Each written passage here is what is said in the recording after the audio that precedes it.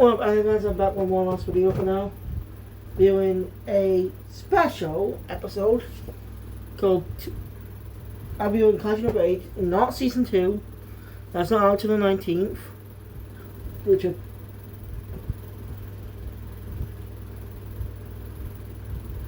is not till next week actually. So Kaiju No.8 season 2 starts next week. This is actually something that recently appeared a few months ago. Hoshina's Day Off. So, it's just a one story. So, let's get into it. So, we open up with Ichikawa, give us a recap of what happened throughout season 1. It's a brief rundown. Those who it's a smart way to get people caught up on what's been going on the rest of season 1 and get people up to speed if they haven't seen season 1 in quite a bit, since again came out back last year in 2024, which I watched as it was airing. So I regret. So yeah, so this story takes place on a day off, some point before the Tachikawa base raid arc. Before the assault on Tachikawa base. Yes. So sometime before that, timeline wise.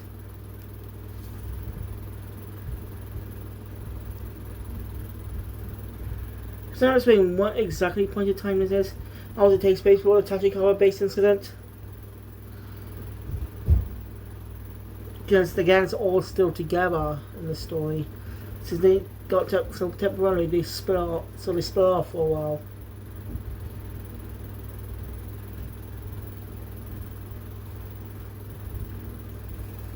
They split off for a while. This is before that. So I assume it takes place in between story arcs. Basically in between the encounters. But this takes place in between the encounter with Kaiju number 9 and before the encounter with Kaiju number 10. So it's set in between those storylines. Not exactly specified, but yeah. So anyway, Kafka is kind of ill right now, as he ended up binge eating quite a lot last night because he was nervous, and now he's ill and it's a day off.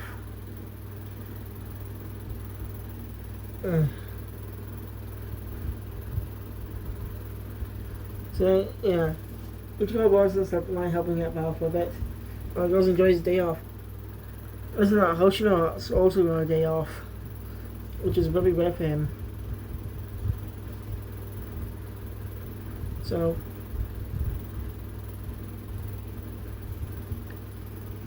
conveniently, Ichikawa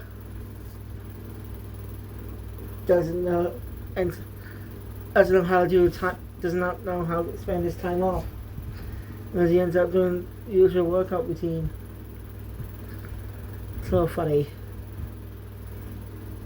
Maybe because he spent a lot of life trying to gain experience, for that he never really figure out how to have fun.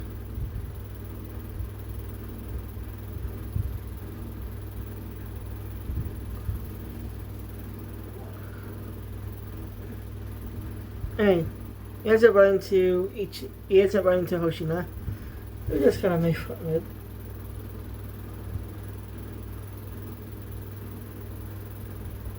He's usually learned how to spend his day. He's got some places to be.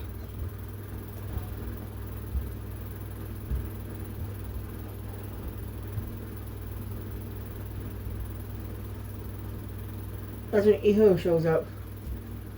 Looks like he'll be working on a vehicle. But ends up getting curious about where Hoshina's going. So So he's not dragging each car along on a typical type of gag you see in these stories. You know this type of story. Our characters get curious about a specific character's routine and what they do when they're alone, and end up secretly following for the entirety of the story. And then end up getting a complete misunderstanding before that gets cleared up by the end. Yeah, we see this trope quite a lot in stories. I guess a little bit of good comedy, I guess.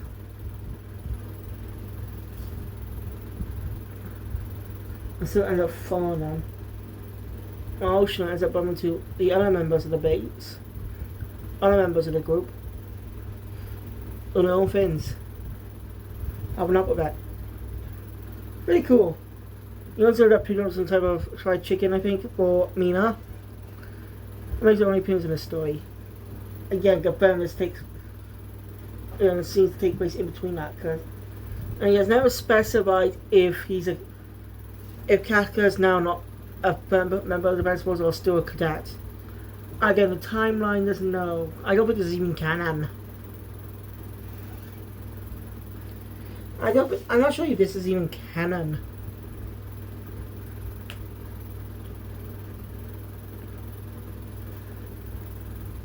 Yeah, I don't think it is. Just a tip on a story.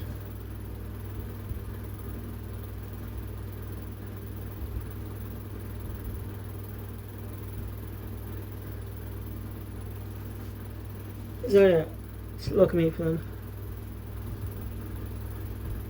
And we do end up running into the others. Oh, and well, Kiku gets a bit of a funny moment too.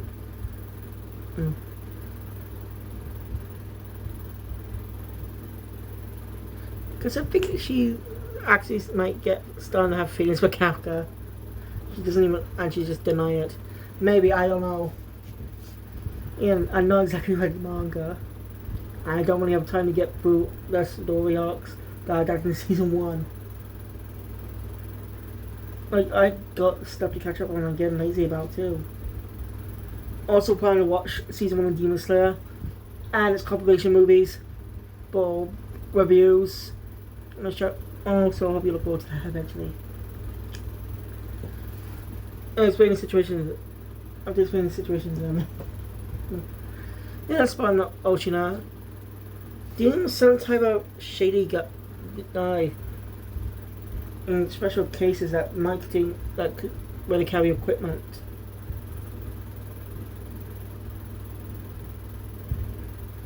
I don't know, he's the only one who says it might. This might be a misunderstanding and stuff. So, yeah, it's just not really listening.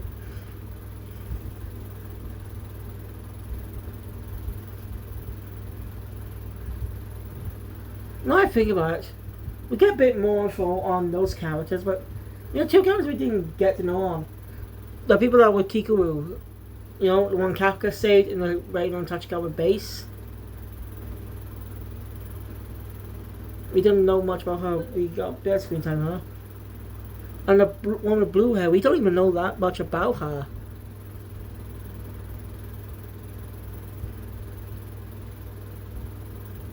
We don't know much about her. Oh yeah, I actually forgot to mention this. Something happened the other day. Like when I went to see Jurassic World on Sunday, before we even went to the bus stop, something went into my eye. I don't know what it was, but it managed to come out before the bus even arrived. I don't know how it got in my eye. I was wearing sunglasses. No weird thing happened that day. We were supposed to see the movie. We did see the movie, but we ended up watching the 3D version somehow. So bad to go get some 3D glasses. It took a bit long, not super long, just most of the opening act in the movie. I don't know how that happened. For sure, if I didn't even think. Anyway, I don't think they still did 3D movies these days. I literally thought that's dead because I don't see movies being advertised in 3D anymore. It was a big thing when I was growing up. And I get it was a thing in the 20th century as well. I experienced that type of thing.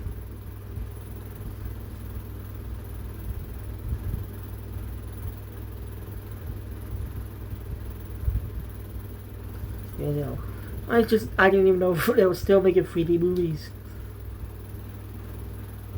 Like, I literally thought that died out.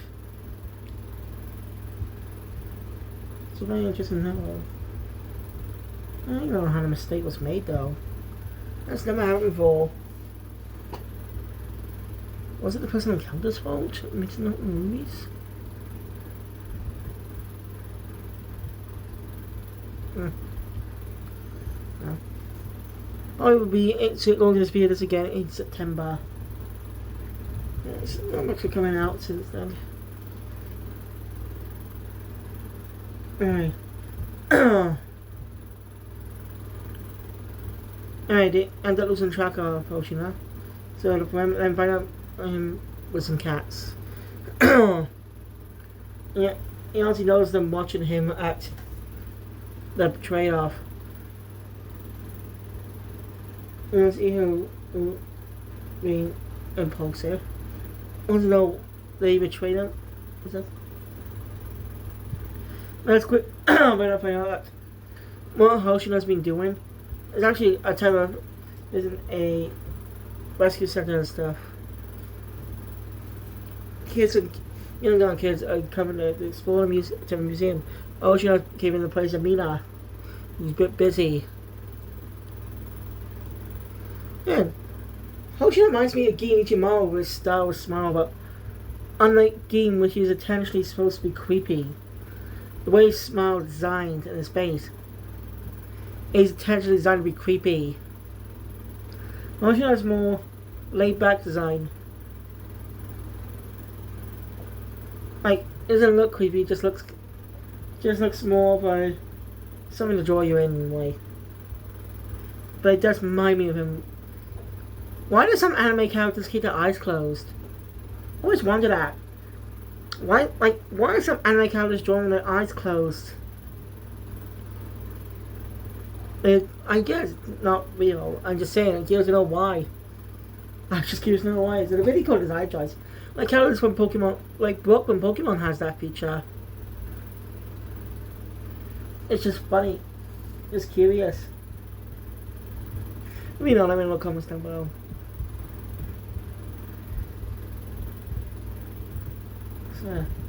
So, anyway, it's also revealed that Shinigami was actually a former member of the Defense Force that retired and runs the shelter now for his kids. These kids could be in the future. You know, they could eventually join the Global Defense Force. But the director says his ideal world is when there won't be a need for a defense force, a world of peace. Well, I actually forgot to mention, just earlier I found a poster. Toho made a collaboration poster. We've been seeing these collaboration posters quite a bit now, since around 2023. No, sorry, around last year.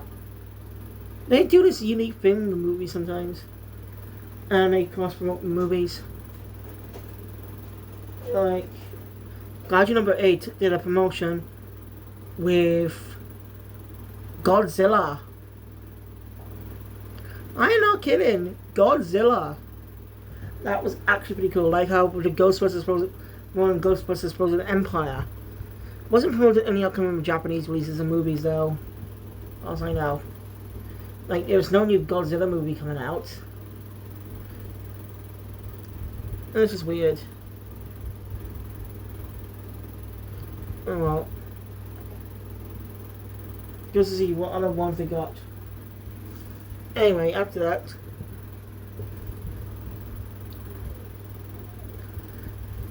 ends up giving some answer to Ichikawa.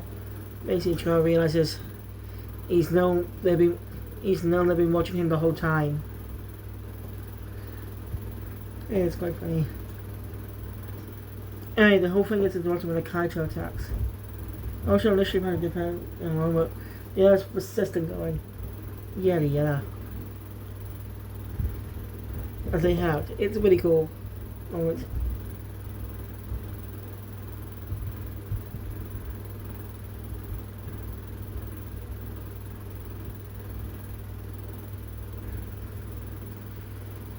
After that, we get the credits, then we get a post-credit scene. Explanation of why the dropper was at a car park. Ichika was just playing a joke, was playing a prank on him. I love him. As ends. I think this scene takes place during the raid of Tachikawa, during the raid of Tachikawa base explosion. I don't know. It's never clarified. Like, this was good, even though it was like 23 minutes long. The typical type of gag. It's the kind of thing you see in media, okay? And it's getting a little repetitive. I don't mind seeing popular anime get short films in front of big movies. That was a good cross promotion. Like, you could do that with Shonen Jump movies as well. Like, other manga characters and do a crossover shorts or something. I don't know. And once I watch Toriko and read the manga as well, I plan to cover the crossover of One Piece and then the crossover of Dragon Ball. But I need a way to get those specific portions. And the first one was doing the Marine Impel down and Marineford arcs. Next one though came around Dressrosa or Punk Hazard. Yeah, I think around Punk Hazard. Anyway, that was Hoshina's Day Off. Last bit of Kaiju number 8 content will be getting until the 19th, beginning of season 2. So the manga has come to an end recently. So thank you guys for watching and enjoying my content. Please thumbs up button. Want to see more? Subscribe to the channel, look below, do everybody's going to job. And I will see you guys tomorrow for Picchio and some catch up review. And some episode reviews. And then catch up reviews. So, Phoenix out.